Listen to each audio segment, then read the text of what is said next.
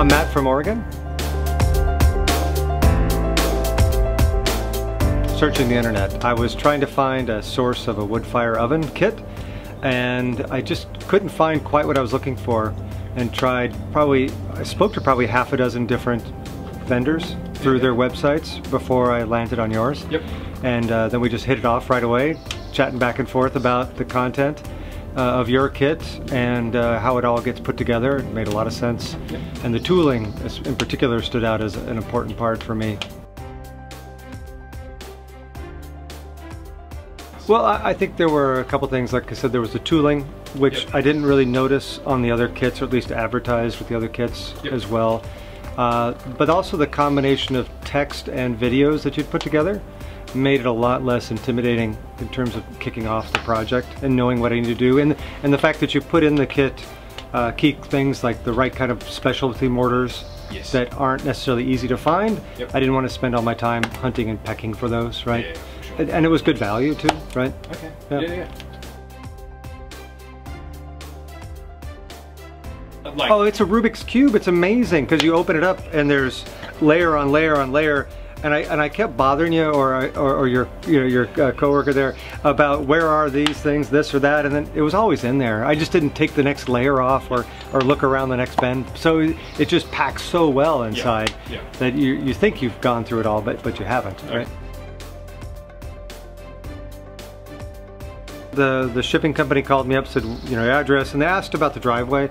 So it's flat and it's only 50 feet long or something like that, right?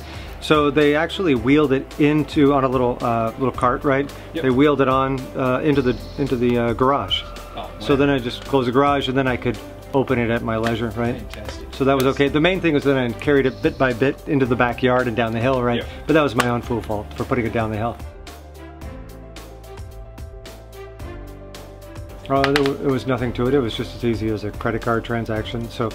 And I got an email with where I sent a response to the address, and that was it, right?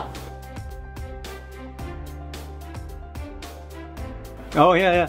So I found it to be fantastic, a lot of fun actually. It was like the best Lego kit ever, right?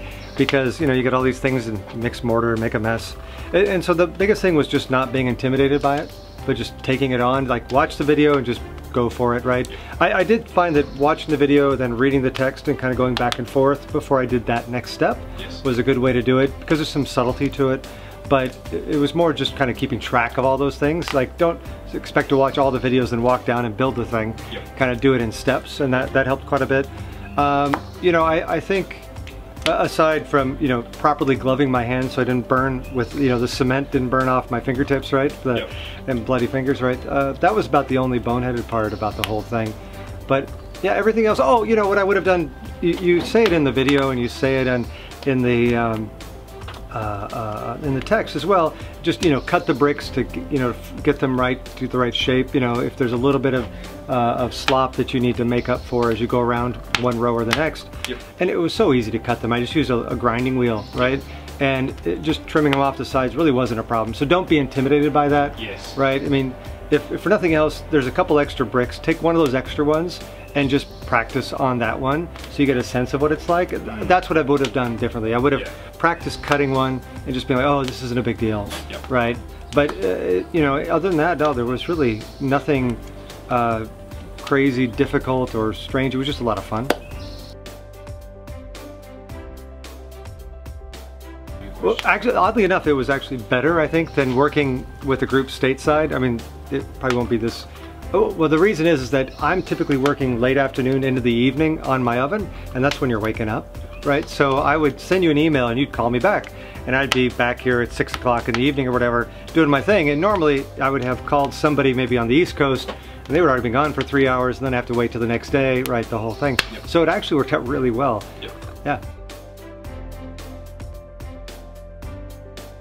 Oh, that actually stood out to me as well. The tooling was fantastic. The quality of the tooling, that is to say, to be able to place the bricks accurately, the plastic dome that you made, everything was just dialed in. I mean, it was really stunning, actually. Oftentimes you get to the end of a project, you think, oh, how would I have improved it or made it a little better? But I really don't have any suggestions there. I mean, it was spot on. Oh, absolutely, you should go for it, right? If you have an inkling to do it, if you've thought about doing it, sometimes people think of the wood fire oven as just a pizza oven, right? But it's an oven, right? You can cook anything in it, and you start to get into all the other slow cooking things on the cool down phase, and I really haven't even explored that yet.